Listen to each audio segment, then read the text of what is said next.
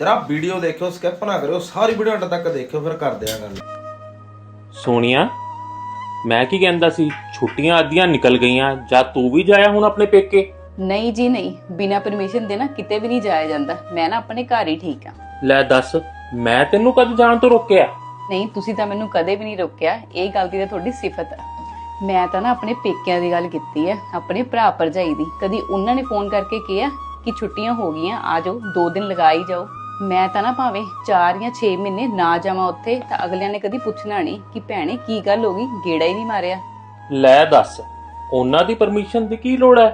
ਘਰ ਹੈ ਤੇਰਾ, ਉੱਥੇ ਤੂੰ ਜਦੋਂ ਮਰਜ਼ੀ ਆ ਤੇ ਜਾ। ਨਹੀਂ ਜੀ, ਇਹ ਗੱਲ ਨਾ ਤੁਸੀਂ ਨਹੀਂ ਸਮਝ ਸਕਦੇ, ਤੁਸੀਂ ਮੁੰਡੇ ਹੋ। ਵੈਸੇ ਵੀ ਨਾ ਵਿਆਹ ਤੋਂ ਬਾਅਦ ਨਾਲ ਦੇ ਜੰਮੇ ਭੈਣ ਭਰਾ ਰਿਸ਼ਤੇਦਾਰ ਕਦੋਂ ਬਣ ਜਾਂਦੇ ਆ ਪਤਾ ਹੀ ਨਹੀਂ ਲੱਗਦਾ।